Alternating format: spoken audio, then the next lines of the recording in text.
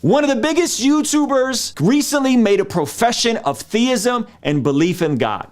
JP, who does sketch comedy that kind of has a political persuasion, came out and said that he was wrong about his preconceived notions about God. And we're going to be unpacking that. His channel is Awaken with JP, and he's historically been known as the guy that is the spiritual guy. And he unpacks how he transitioned from being the spiritual guy and ultimately what made him come to faith in God. Now, I don't know where he is with Jesus. I don't know if he's plugged into a local church. I did reach out to him, hoping to have some dialogue on this, but I'm just going to be looking at this clip. I think he made some really good points, and I want to unpack some of this stuff and just everything that he's doing to promote prayer and promote God, and hopefully where he ultimately goes, which is promote placing your faith in Jesus and getting saved. Okay, so let's jump into this clip. I was wrong. So accordingly, in this video, I want to share with you what I used to believe, what I believe now, and what made me change my mind along the way. And also, very importantly, I want to share with you a few thoughts of mine that I have that will help us bring more God not only into our lives, but also the world around us, which seems like it needs a lot more God right now. Kudos to him for that opening. Out the rip, he's saying, listen, I was wrong. It takes a lot for a person to acknowledge that they were wrong. It takes a lot for a person to say, hey, I believe this, and I was right. I thought I was right. I promoted this spiritual manifestation type stuff. And now I'm sober enough to acknowledge that I was wrong. Okay. So kudos to him for coming out and saying this. And he has this whole Got God campaign going. Let's unpack this a little bit more. Shout out to my guy, Jason, for the $100 super chat. My man came with the big bucks today. I appreciate you, brother. Because I don't know about you, but living in a world where Satan reigns and you and I and our families have to suffer the consequences doesn't really feel appealing to me. And also, quick disclaimer, this video is not intended to be a comedy video. And if that offends you, pray about it. So what I used to think about God that I now say, yeah, I was wrong about, I used to have a lot of judgment about religion and Christianity, thinking like, it's not bad, but it's like, dude, that's so outdated and like, get with it. Why are you religious when you... Are we seeing this pattern? Are we seeing this pattern with folks like Joe Rogan, like Schultz, like Jordan Peterson, who used to have overtly, seemingly contempt for the faith? Maybe not Jordan Peterson as much, but definitely Rogan. And as time goes on, we see them slowly drifting further and further from atheist to deist, from deist to theist, and slowly seeming to come over and making more and more overt professions of faith. I find this extremely interesting. You could be spiritual. And along with that, I became very inundated in the spiritual movement. So like spirituality, not religion. Every single Hollywood, creative, artistic cliche.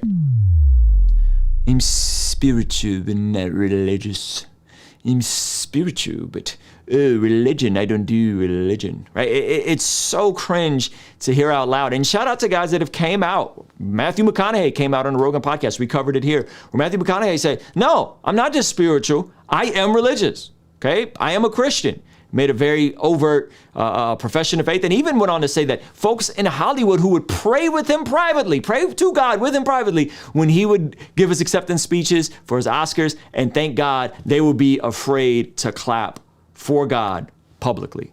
It's interesting, isn't it? Like the evolved thinkers are spiritual, not religious. They're also evolved enough to always have to tell you that they're spiritual, not religious. That was me.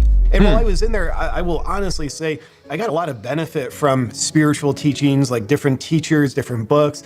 But out of what I would call spiritual arrogance, I was excluding them, just judging them to be, oh, that's old, outdated stuff. And like, I appreciate his honesty. I appreciate him saying there are things that I knew had value in them, and there are things that I excluded because I was arrogant to an extent, right? And that is a lot of the spiritual but not religious crowd. Now, I want to point out to the reason why he initially starts believing in God, which is the same on-ramp for me 20 years ago, okay? And so I'll share you guys my story, and then I want to share this. I want to share this clip of his first. The presence of evil and Satan that evil emanates from has never been more obvious. Again, we're seeing this theme of people for the first time ever believing in God, and not just believing in God, but acknowledging that the God of religion, the God of order, the God of worship is real because of the presence of evil and the presence of Satan. Okay?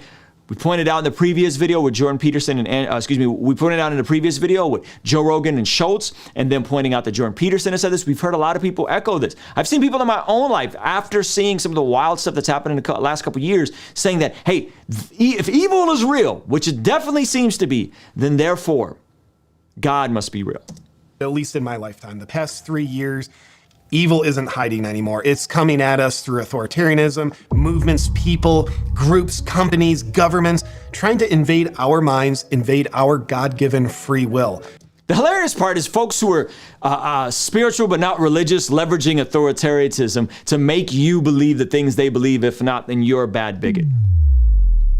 Wait, I thought you were tolerant and open-minded and accepting and equitable and all these different things and wanting to have a diversity of perspectives, except for the religious ones that take a more staunch, stern stance that you may not agree with. Fascinating, isn't it? So as that's become more obvious, I think there's a natural polarity that happens. If you're not someone who's willing to do the devil's bidding, if you're not someone who's willing to propagate evil, then there's a natural occurrence that happens. When you're in the presence of evil, you polarize to the other extreme. Like you may not even be consciously aware of it, but the presence of evil makes you lean away. And these Christians been here all along. We've been here all along fighting a good fight. And a lot of these brothers are slowly coming over, man. It's interesting, isn't it?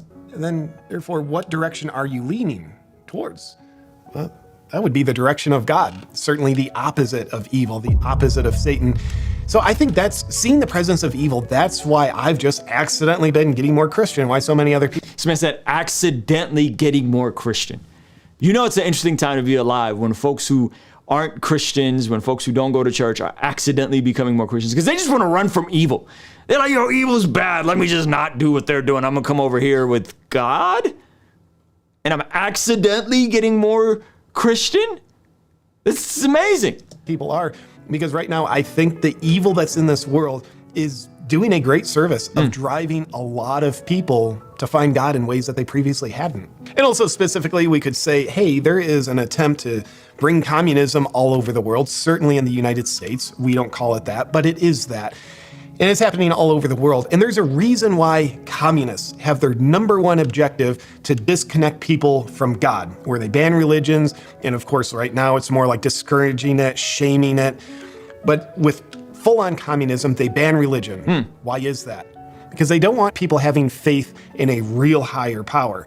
So if you can get people to disconnect from God, if you get people to disconnect from the teachings of God and the ways of God, the belief in God, then those communists get to be your higher power. If you guys don't know, I grew up in communist Soviet Union, and it's not that we didn't have religion. We did.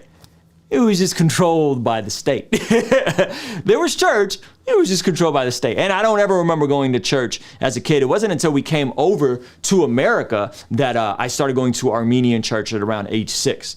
My story is similar to his, except it was 20 years ago when the same exact reason got me to open up to the idea of God being real. It was right after 9/11 when we saw the atrocities on our TV. I was a junior in high school, and I remember walking in. It's the beginning of my junior year, and I remember walking in, and I was already kind of dabbling with faith. I was dating a Christian girl, but I remember walking in and seeing the carnage and saying, man, there's evil in the world. There's definitely evil in the world. And if there's evil in the world, then there has to be a God. And that is the on-ramp for me in terms of how I got more and more plugged into a local church, got more and more plugged into reading my Bible, got more and more plugged into growing in apologetics and having a defense for the faith. It was because of that exact thing and having all this discussion. Why would they do this? What is going on? What does this mean? Right? All of these different things were because I saw something terrible and evil, and everyone saw it, and we saw a massive influx. And I remember going to church that Sunday right after, and it was jam-packed because people were confused. People were hurting, people were disoriented, and people wanted answers. You guys want to see a similar video where we just covered Andrew Schultz, and Joe Rogan talking about the same exact thing? We'll have that over here. If you guys want to go the extra mile, consider partnering with us with our online community. For as little as $5 a month, you get our daily after party streams, you get exclusive access to our podcast before they go public, you get a discount code and access to our private Discord. We'll have that linked over here as well. I will see you over there, all right? Peace.